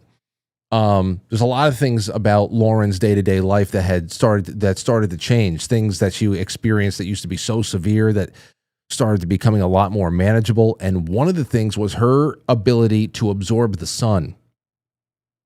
It was clear very quickly. We love Quite Frankly. Jay Britz also says so. I'm sure Shotza feels the same. Oh, Shotzi does. Well, thank you so much, Stos. I'm going to get to you. You guys you're in the running now for all the gold that we're giving away tonight. She was obviously in such a state of inflammation that it made everything hypersensitive to the point where she would burn easily if she was outside. She had never gotten such a rich tan like she did by the end of 2024. And not only that, she maintained the tan. Like she could be in the sun. She could take Aurora to the beach, every week for a day, a morning. They go out to the beach and they're there for a few hours, and she's in the sun and she's not in absolute pain, nearly third-degree burns, like when we went to the Dominican in 2014, where I had to wheel her across the airport on her luggage because she forgot to put sun lotion, sunblock on her shins. She got everything covered except her shins, and her legs were so destroyed because of the sunburn that she got. She couldn't walk. And so the reason why I bring this up is because you'd be surprised what dietary changes, what's going on with your body, the inflammation you hold, the things that are not like what just cleaning up your diet and getting metabolically healthy can do to things like absorption of the sun, where you're actually able to process it better. She's pretty fair. Lauren is fair skinned, but suddenly it wasn't like a death sentence to be outside. If you go out there and you're like, Powder, the movie Powder or something like that, obviously, like I said, there's always a limit. You can always do something too much, but it was like a rule for Lauren. If she didn't put SPF 1000 on, she was going to become a lobster. Not anymore. So consider that too. All right. So anyway, that's that. Into our wonderful super chats. Let's see here. Two Dogs Mike D said, did someone say gold? Yes. And I've been adding people here, so let me put two dogs in. Joe Martinez, good to have you out there. Joe Martinez. Stowstube. We just heard from Stowstube before. We love, quite frankly, Jay Britz also says so. Eli P says, this portion was amazing. Great info, Matt. Eli, thank you. I got you in there the first time. Let me put you in there for your second raffle ticket. Stowstube again, thank you. And then Eli P, the first one, great show. And Baldwin isn't even in yet. You're right. Over on the Quite Frankly Rumble, we have one that just came in from Jay Semo. Excellent show. Here's to you for another great week. Jay Semo for another wonderful blessing to the show. And over on Badlands, Maggie Team says, thank you, Frank. Maggie Teamy. I hope I said that right. Doesn't matter what I call Maggie, as long as she wins the gold, right? And then there was another super chat that I saw, a Rumble rant coming in on the Badlands earlier in the show from Denise Ann 2, who said, first time watching live, glad I get to tonight. I do as well. We have a wonderful, we had about 1,100 people just watching last time I checked over there on Badlands, and it's a great group, and I'm so happy to be here. Okay, Corey J Unpilled, thank you. Goldback entry, got you in there already. Amethyst Cat, thank you. Valhalla, I could really use some Goldback help right around now. I got you in, my friend. Stephen and Laurie, gold. Willie Fix It, Goldbacks to help pay plow truck repair bills. Well, I mean, it might get you some oil or a bottle of oil or something. Let's see. Delona sent a nice sleeve of cookies. Firesign Wonder says, great show, Frank, as always. We'll be loving the field of the Goldback bills. They feel amazing. You know what? If you don't win them tonight, just go to quitefrankly.gold and get some. They're not that expensive because it makes gold a lot easier because of the lesser amount. It makes it like usable. So get in touch with Tony over at quitefrankly.gold and use promo code Frankly, by the way. Dragonfly says, oh, awesome. I grew up in MK Ultra, Utah, and I love Matt. I have a friend who collects uranium glass, and now I want her to sell me a glass. You mean to drink out of? Thank you, AC. Silly Boar says, hey, Frank, love when Matt is on. Great show as always. Country Girl, thank you, gentlemen. Andrea D, Matt always has the best info. I use Copper Cup because of him. Listen, all the construction, the old world construction stuff, I'm just fascinated to hear his takes. I mean, I don't look at old European architecture and say, oh man, nobody could have actually made this. You know, the Sistine Chapel, not only the artwork, but the actual architecture. I don't look at that and say, it's not possible that we did this with chisels and paintbrushes. It's not possible. No, that's the whole point. It's miraculous. It is possible. We are that kind of a wonderful civilization. A fantastic species. We do produce that stuff. It's just that we have We have been pulled away from that. Our attention has been pulled away from our cultures and from our art, and it has been pulled where art and architecture and science has actually been claimed as domains of the government. And the government is usually just a ward of some other collectivized international government body somewhere else. That even local sovereignty in that respect has been eroded over the last 100 some odd years. So that's my approach to it. I just don't understand people who would say, Yankee Stadium was already there in 1923. It was a mirage. Nobody had seen it before because they couldn't conceptualize it, or that the construction between the Empire State Building and the Chrysler Building is such a well-documented race. A race to the top of New York City. I mean, the Empire State Building was the tallest building in the world for, decades. And the Chrysler Building and they're both built in that very dated Art Deco style. I mean, you know when people were painting and constructing with that style when it came up. Where the hell could it have come from? So it's fun. I do this because it's fun, and I like thinking about it. All right, Deansy, here's for a few shekels. Shalom, he says. Andrea, give me another shot of that gold, Frank. And Sentinel, okay, gotta have to add these in. In the meantime, I would like to, we're going to have Mike Baldwin show up in just a second and do some reels together, because it's 8:20. I want to have some fun with you guys. In the meantime, speaking of shekels, I got an email. I'm going to read this to you. By a friend of mine, Diana. I'm just going to call her Diana. She said, Frank, happy 2026. Hope all is well by you. I'm watching last night's show, your discussion about the Hasidic community in upstate New York got me all fired up. I grew up with these folks in Borough Park in Brooklyn, which became less and less Italian and more Hasidic. And I checked it out. It's Hasidic, Sidic, not Sedic. I hear Hasidic. Whenever I say Hasidic, somebody says, what do you want, acidic? Alkaline? I don't give a shit. I asked the internet, what is the phonetic pronunciation? And it said Hasidic. Chrissy is correct. They somehow, at least many of them, are not legally married in the eyes of the state. There's a difference between apparently the religious marriages that are going on and what is actually acknowledged by the state. So all the single moms, technically single moms in the eyes of the state, receive better benefits. They know every loophole and get away with so many things that we would never think to try. When my mom passed away, we had to sell her home with a Hasidic family living upstairs. We couldn't sell it with tenants living there, and we couldn't get them out because you couldn't evict during COVID.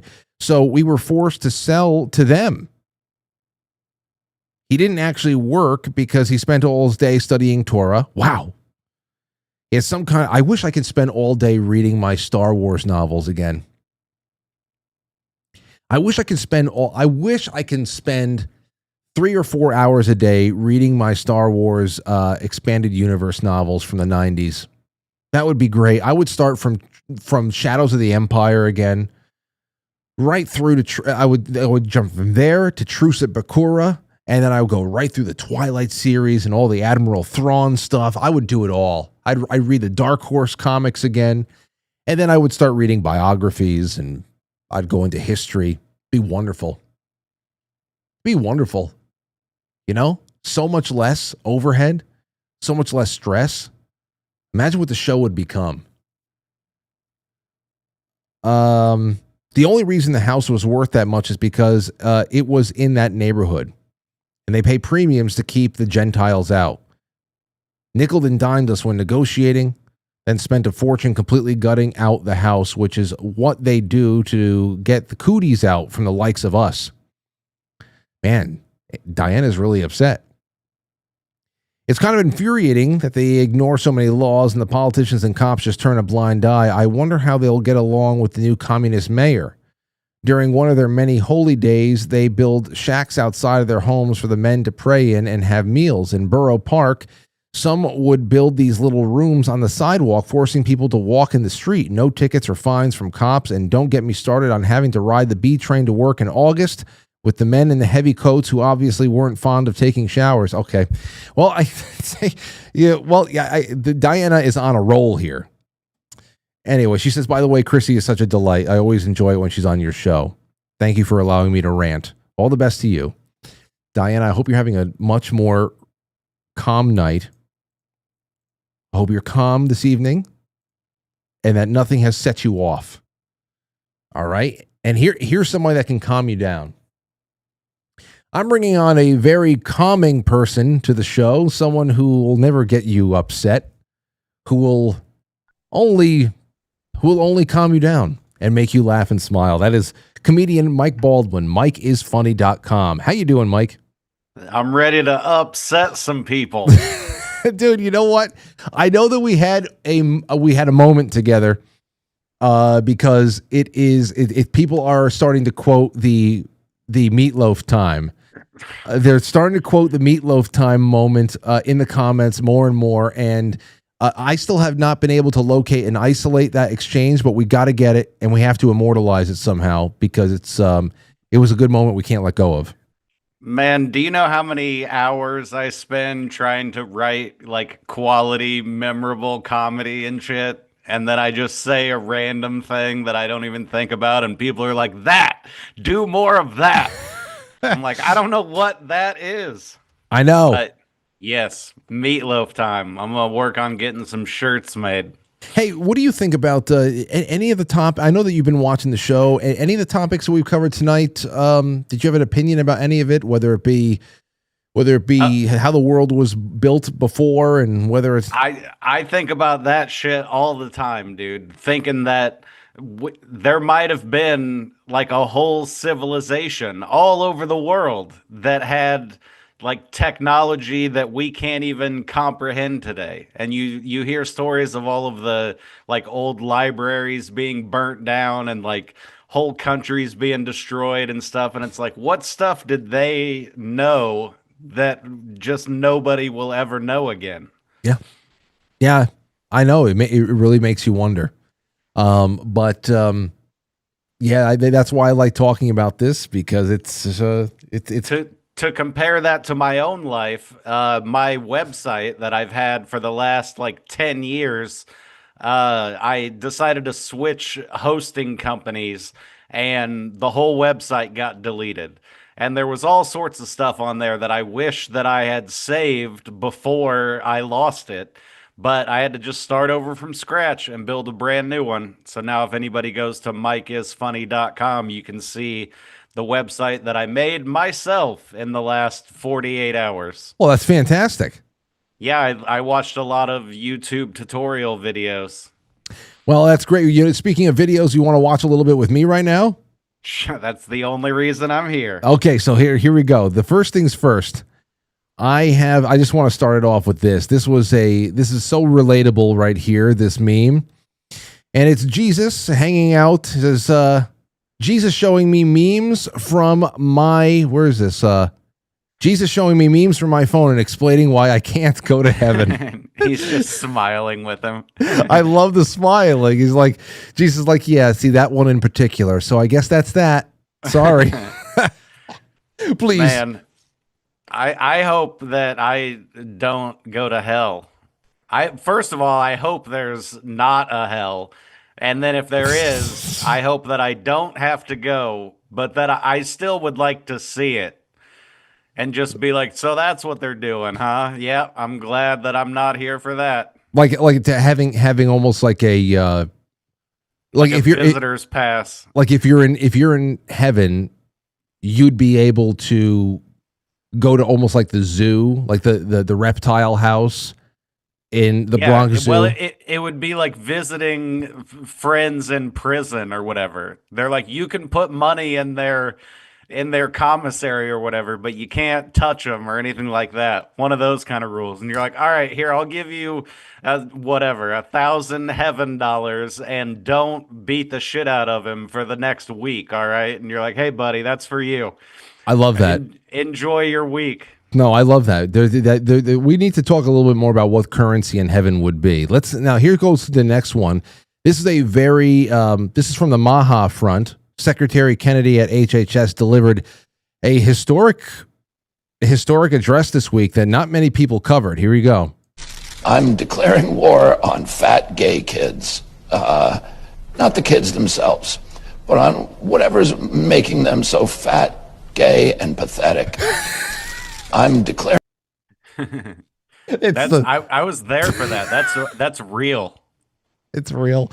Oh, you know what? I better. That's altered YouTube. Holy shit! Yeah, I know. Click the AI switch now. I love that. Well, not the kids themselves. Just the gayness and the fatness around them, and the pathetic nature of them. Okay, the kids are great. Here is another one. Here's a lady at the supermarket who lost control of her rascal scooter. Oh, I think I saw this. I know, and it's one of those things that I'm just I'm torn on, because it doesn't look like it's too crazy. Like, she doesn't seem hurt. She just seems like this is very embarrassing. And here you go.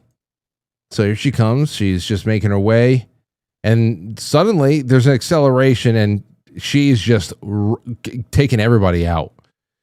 And the thing that really gets me is this second view they have from like aisle 5 when she's coming toward you. Here, now watch at the end. She'll be coming toward you now. She's going to be making a left. And this is the angle that really gets me. Here she comes. Watch. I can't. I'm sorry. Like, something must have been pressing on the gas. I think she was doing those motorized carts are like opposite motorcycle rules. Like, where the gas would be on a motorcycle is like the brake on those carts. So she, obviously she was doing something wrong there.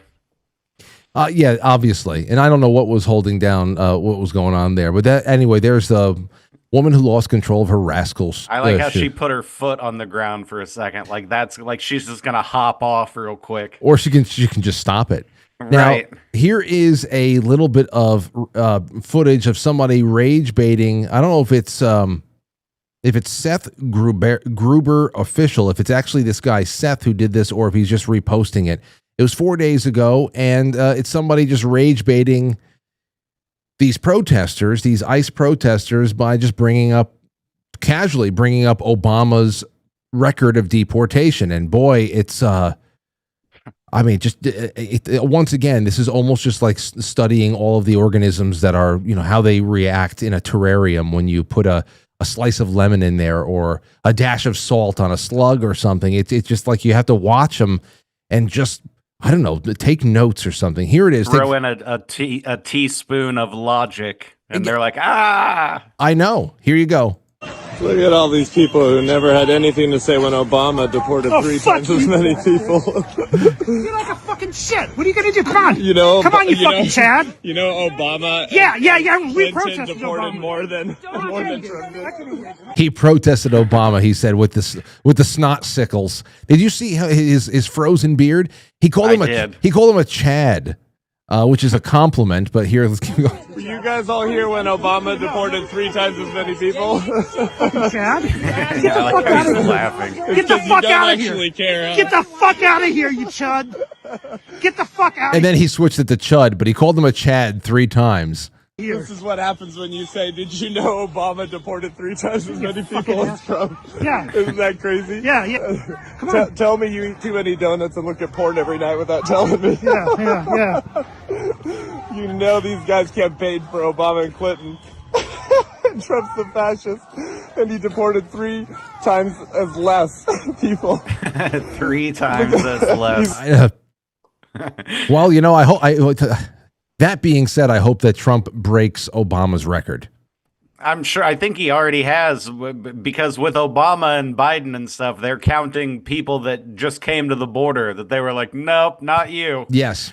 They're not counting like going to houses and Yes. being like, come on, get out of here. I'm glad you bring that up, because that is something that, again, Republican types like throwing around out there as if it's not a completely inflated bullshit metric. During the Obama administration, they counted a border confrontation, not like a confrontation, but a border encounter as a deportation. If a migrant was crossing the border and encountered a border patrol agent, the border patrol agent, of course, we were doing catch and release at that point. The agent just said, nope, go back. And that was a deportation. And what the person would do was they would walk a few more miles down the road on the Mexican side of the border and then try to re-enter again. And if they got caught again and they were told to get back and get the hell out of there, you can get deported 3 or 4 times in a day if you were persistent enough. I mean, people got to understand that about the Obama deportation numbers there too. It's a complete farce. Yeah, you're like, how many deportations did you do today? And they're like, 12. And you're like, no, how many people? And they're like, oh, 2. And you're like, all right, so Yeah. 2. And they're like, we're going to just write down 12. Right. Exactly. Righty-do. Okay, so what's this one? Okay, so as far as rage bait goes, I don't know. Do you play video games, right? Do you? I play Nintendo Switch, and that's all. Okay, well, here is a top-notch meltdown from this Arc Raiders game that I downloaded.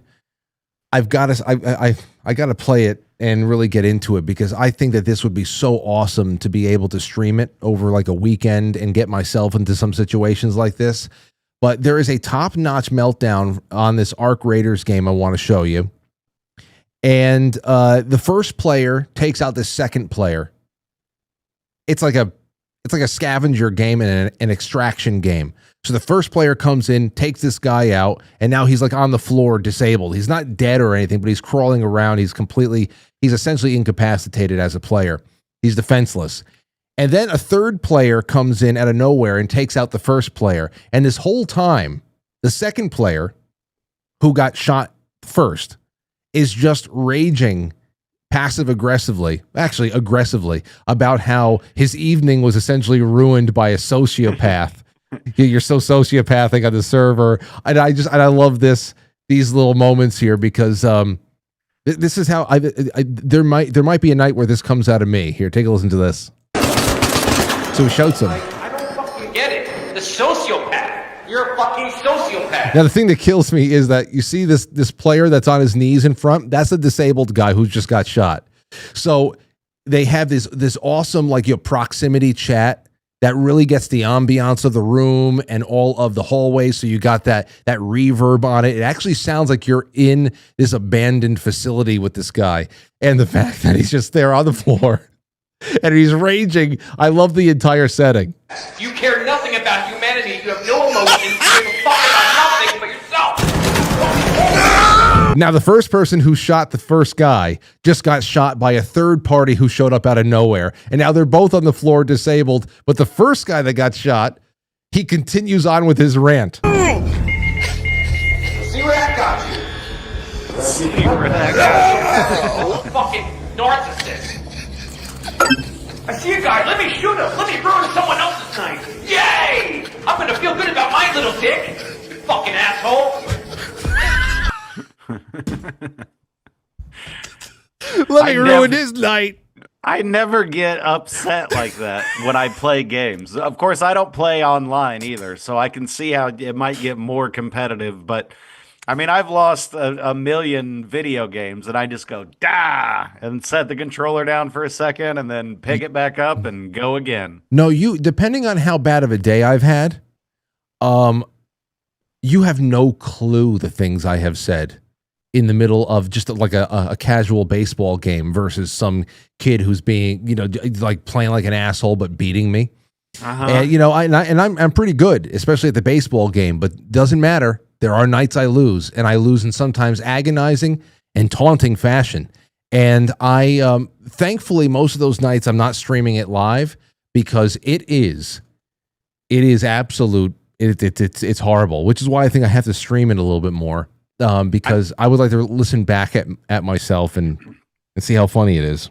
I say things, but I don't. There's no real anger, you know. But if I lose, I'm like, you goddamn fucking piece of shit, moblin fuck. I don't know what but you know what I mean. But I'm never really upset. If somebody calls at that moment, I'll just be like, hey, what's up? Just playing some Nintendo. Oh, this was a good one. There are so many video game meltdowns that I am just hungry for now on Reels, and I love when one like something like this comes along. Speaking of little dick, did you see that guy who put himself on television talking about the micro penis thing? No, I thought you were about to make fun of me. Go ahead, though. No. Speaking of little dick, no. Mike Baldwin's here. No, Mike Baldwin, welcome to the show. Well, anyway, no, you have to check out last night's show for that. It's a puzzling story about a person who's just running to the media to expose himself, not literally, but to expose a personal struggle. And I don't even know. It's not like he's raising money for science or anything like that. It's just very strange, but it came up last night in the tail end of the show. But either way, he's probably worried about the whole internet getting hacked and videos coming out. That's what I think about. You've got a camera on your phone pointed at your face and at your dick if you're whacking off with your phone. And the NSA's got all of that shit. So they could put it all out someday and just be like, here's 50 videos of this guy whacking off his little pecker. And this guy's coming out now to get ahead of it and be like, just so everybody knows, my dick's really little. I know. It's not a big deal. I've learned how to deal with it. No, but that's the whole thing here. He's an it's not like he is a big figure. I mean, he's just some guy from North Carolina. I'm sure, he has a routine. I'm sure he has a job, a family, friends, and all that stuff. Just an average guy. I see one thing if like somebody of, from public life needs to get out ahead of something or whatever, but it's the whole thing was very, very strange. But speaking of, here's a clip that I've seen in the past that just came across my dash not too long ago, about a guy who wants to set an intention for prayer for those who are afflicted by, back problems, bulging discs, as he wanted to say. Here it is right now. Anybody struggling with bulging discs, you're struggling with a disc in your back that is bulging. You gotta watch. You gotta watch out for those. Anybody struggling with bulging discs. It happens sometimes.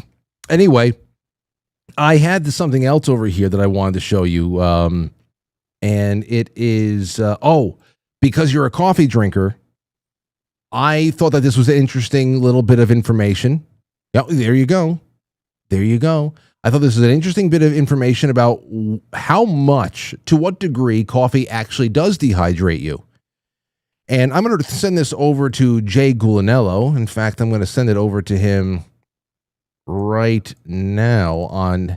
Before you tell us the real answer, my made up answer is that it doesn't dehydrate you at all because it's 99.9% water.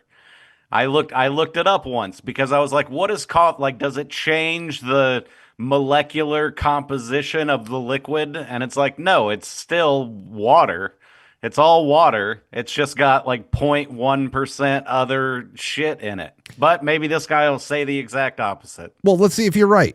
For some more unlearning, coffee does not dehydrate you. I know, you've been told this a million times, but it's been very well studied, and it's not true at all. In fact, coffee actually hydrates you because of a little-known secret about coffee.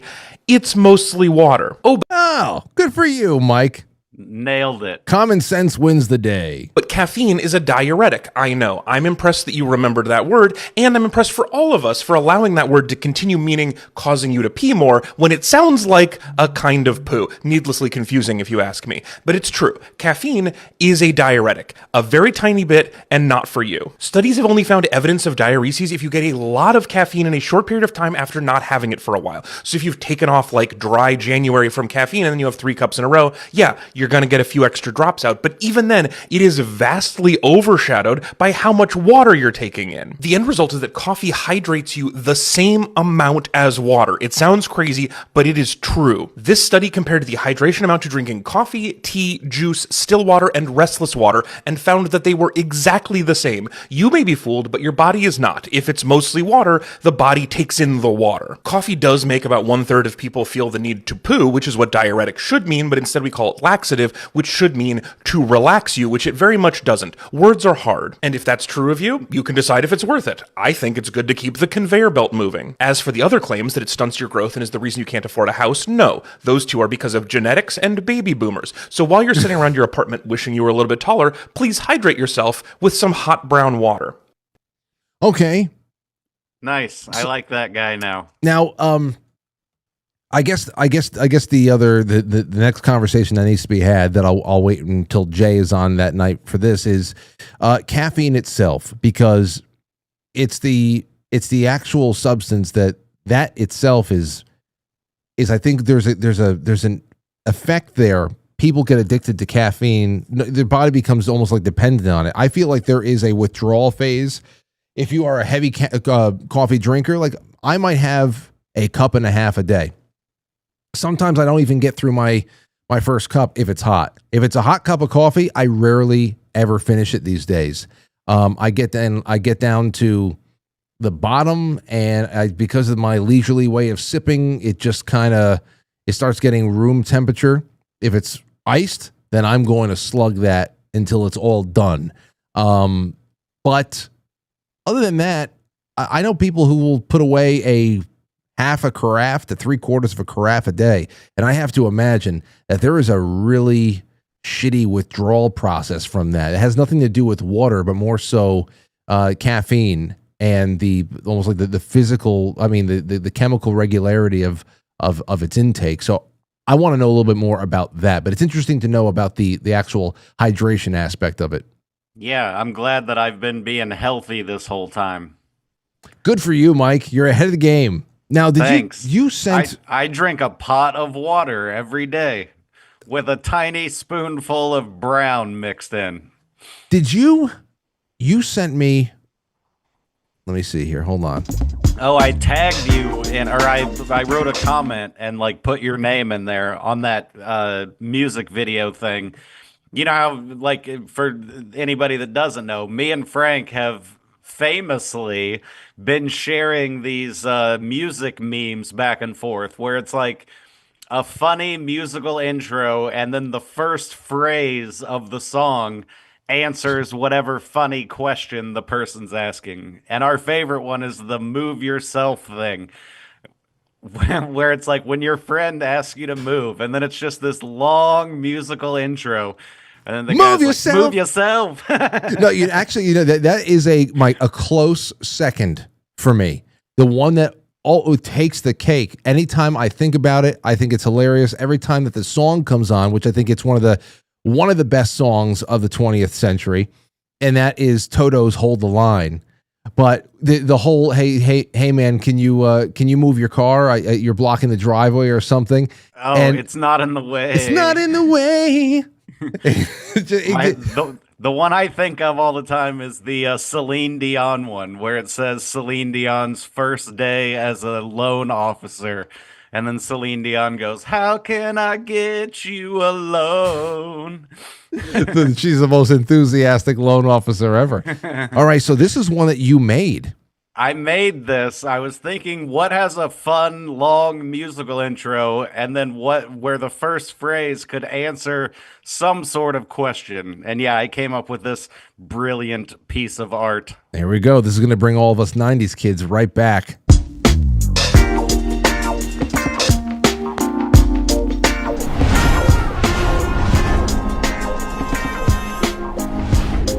know where this.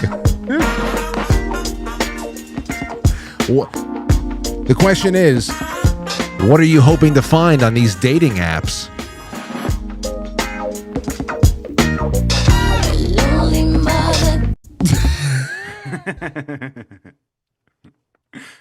Oh, if you could only find a lonely mother. That's all I'm looking for. That's Just all you need somebody at who this needs point. a little attention. That's it. Well, thank you. Thank you, TLC. Simpler time indeed. A simpler time. Oh man, I can still. That was like 1998 or so, maybe. Yeah. If I had to guess. No. Earlier than that. Hold on. 95, maybe. I remember sitting in my living room watching it on MTV. 95. 95. There we go. So yeah, I was like a freshman in high school. Yeah. Or no, I was in 8th grade. I'm sorry. I was in 5th. Man, isn't time crazy? I was talking with my grandma today and I was like, yeah, I've been doing comedy for 26 years. And she was just like, my God, how the time flies. It does. It flies in a dead flash. Now I have this other video here that we do not have time to watch now, because it's 10 to 9, and I'm going to have to save this either for the B-sides or some other day. Maybe we can have you back. I'll have to check out what's going on next week, but we'll have to do this some other time. It was a body cam footage that was posted from Real Body Cam's channel about 8 days ago. It was from a September incident where this officer in Oklahoma. Aren't you in Oklahoma? No, I'm in Wichita, Kansas. Okay. It's all the same. Oklahoma, Kansas, it really, in Nebraska. I feel like they just go together. But they all feel different to me. It's I mean, I get if you went to Boston, you wouldn't be like, this is the same as New York. Right. You're 100% correct. 100% correct. But if you're from the Midwest or down south and you look at the Northeast and everything from New York on over, New Jersey, yeah, everything from like Pennsylvania, Columbus, Ohio, east is like, oh, those fucking Easterner people, freaks, freaks. Anyway, this guy had a complete meltdown. There was a hit and run with a car, and this guy had an absolute meltdown. And I don't understand people, dude. Like that goes along with all the ICE shit that's going on. It's like, what do you think you're gonna gain by either arguing with this guy or trying to fist fight him? Like, that's not the answer. I know. It bugs me. No, you can just tell that there's just so many people who, I mean, definitely should not be able to be behind the wheel if they're so emotionally incapacitated. But that's what you see all over the place. And I have to save this because I really think that we need some time to just stretch out with it a little bit more. It's a 13-minute video. We're not going to watch the whole thing, but still. Mike, thank you for this little appearance at the tail end of the normal broadcast week. I mean, I'll be live tomorrow night at 7 o'clock and Saturday night at 9. But thank you for helping me close out the week of Quite Frankly. Can you give everybody a little bit of what you're up to and where they can follow you and what's going to be coming next? Well, for the few of you who live in or near Wichita, I'll be at Vorshay's Cocktail Lounge on Friday and Saturday, the 30th and 31st. So that's tomorrow and the next day. And I'm like $90 short of covering my rent for the month, so I really only need 9 of you to show up, and I'll be totally good on bills. And anybody other than that, in addition, it would just be a nice little bonus. Maybe I'll go get some McDonald's. Well, there you go. Well, make sure that whatever you do, get something that's very high in protein, and always rooting for you, man. And thank you so much for coming on again tonight. We'll do it again soon. Thanks, Frank. Adios, everybody. MikeIsFunny.com. It's Mike Baldwin, and follow him on Instagram. It's very funny. You can just tell whatever he posts, he kind of posts it in his voice. So there's that. Thank you, sir. Okay. All right. Okay, so let's read through these the last of these super chats, and then I have to go and start up our our book club. We're finishing the book. Wart Guy says, always great fun when Mike is hanging out with us. Indeed. I just put you in there, sir. Gribble Sillin says, now can we prove beer is hydrating, says Gribble Sillin. Wait. The alcohol is something different. I don't know about the alcohol factor. I don't know. But there is water in there. We can ask. Anyway, Gribble Sillin, man, I've got one hell of a haul of cheddar cheese at my house right now. Aurora and I have been in cheddar cheese heaven, straight from Wisconsin. Oh, Wisconsin knows what they're doing when it comes to cheese. They really do. Two Dogs, again, says, I'm building up my Red Dead Online character. I'm fine with getting taken out by some asshole on occasion, but when they take out my horse afterwards, I get pissed. Well, Mike, you're going to have to play with us soon. I talked to Mike and Matt, and they want to do some gaming this weekend. They ended up getting the new Call of Duty that I was against buying. But if they're going to be on it, I got it. I said, okay, listen, I'll get it. If you guys are going to be on it, we got to play together, because they wanted to play deathmatch. And Mike also likes playing zombies, so we can do all that stuff. But I also want to get some other, some GTA in and some Red Dead in with the guys as well. That will all be when I get the guys together, and it's a group thing. Then it'll be live on YouTube. But other than that, I still do little side streams on Twitch when it's just me and hanging out. And I'm sure one night I'll do a solo stream on YouTube as well. So keep a lookout for it. It's just another little thing that I'm throwing into the mix to have some fun and enjoy life a little bit. So there you go. Hello Kitty says, I'm starting a perpetual pet care for non-believers starting at $9.99 a month. Right now, your pets will be taken care of. Perpetual pet care for non-believers. Whatever that means. Hello, Kitty. Congratulations with your wonderful your venture. Dylan just dropped a load of love on us on YouTube. Dylan C, I can't thank you enough. Dylan, Dylan, please reach out to the show. Frank at quitefrankly.tv. Say, hey, Frank, it's Dylan. Please reach out to the show. Hello, Kitty, says Frank. Hi, Frank and chat. Dwayne and I are steadily working on this mountaintop raw land here in Tennessee. We finally got it cleared. The well is installed. The driveway is smoothed out. 1,400 feet to the top. Lots of love. Wow. Hello, Kitty again. Has a nice little mountain fortress. Gribble Sillin says, one more for the gold. Wisconsin, love y'all. Yes, Gribble Sillin again. Regal Pinguino says, are you from Japan? Because I want Japanese. What is the joke that I'm missing? Are you from Japan? Because I want Japanese. I want Japanese. Japanese? Penis?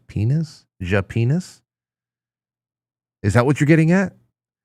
I hate when I don't get the joke when it's typed to me. Sometimes I don't get the joke. It goes right over my head and I realize it after the fact when some people's delivery. I don't know. But that's from Regal Penguin. I'm going to call it Regal Penguin. Regal Penguin.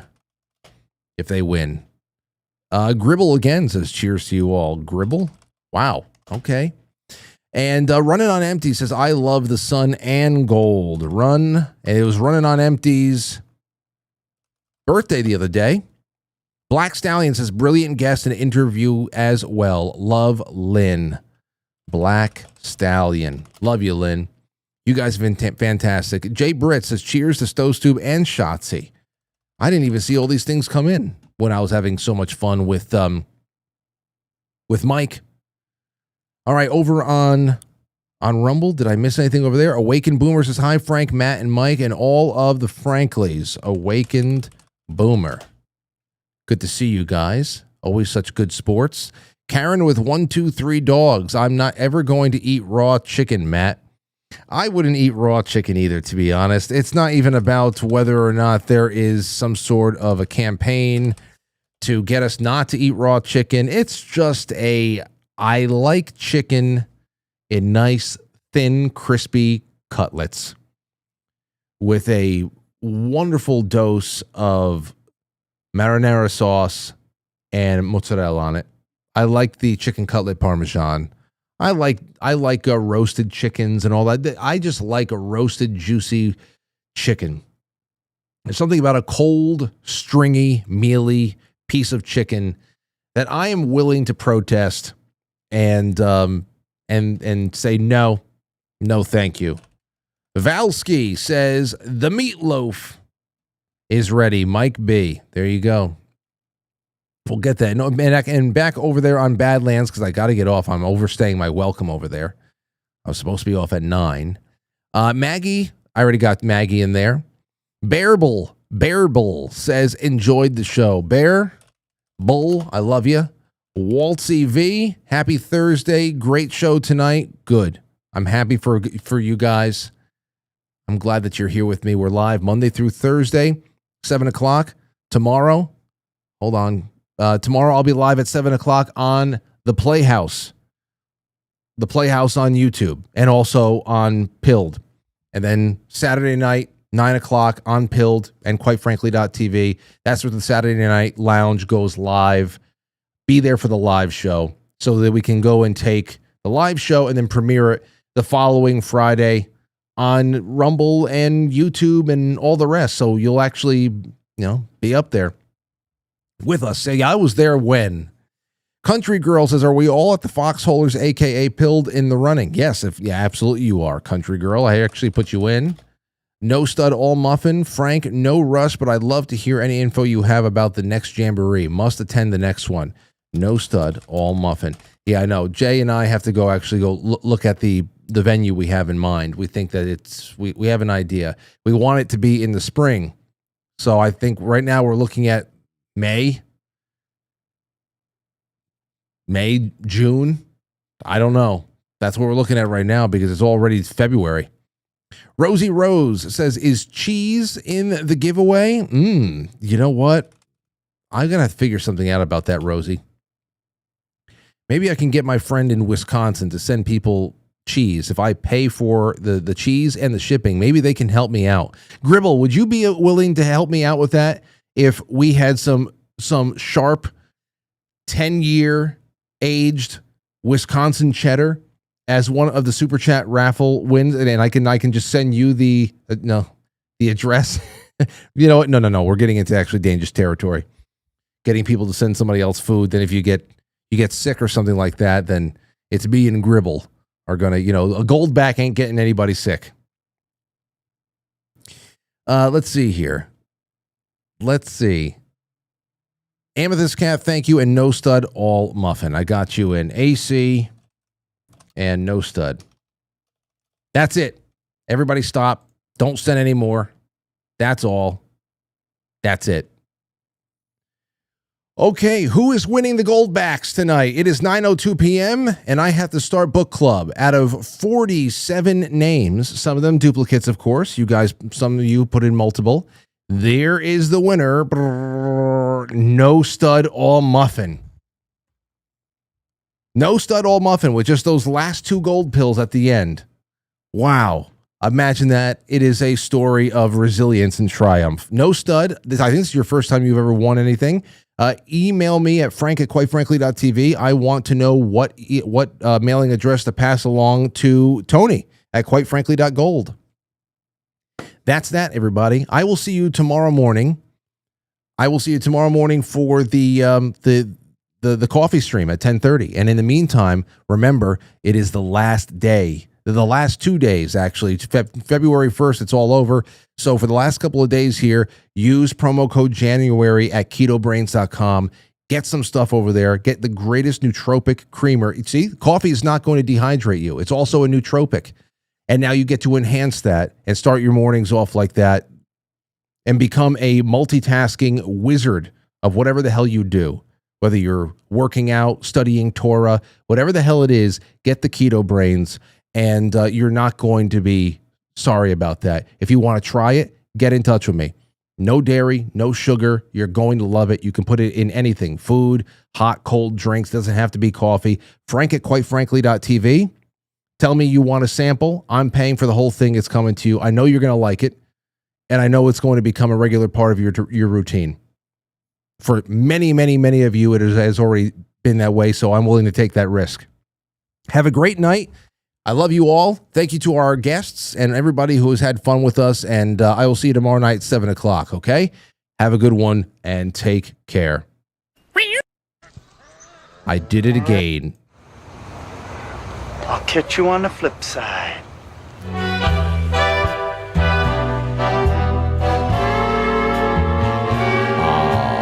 Quite Frankly is filmed before a live studio audience, and now our super chatters, starring Wart Guy, Gribble Cillin, Two Dogs Mike D, Hello Kitty, Dylan C, 3215, Regal Penguin, Running on Empty, Jay Brits, Stove, and then so many more across both wonderful Rumbles. Thank you to everybody over there, Quite Frankly, and also everybody on Badlands. I love Thursday night. I love Badlands night. And those of you on Pilled, I'm releasing the scratch-in right now because it's not a public flip side. It's time to get this book club underway. Have a good one, everybody. I'll see you tomorrow night at 7. I'll be posting that link too. Bye-bye. Side.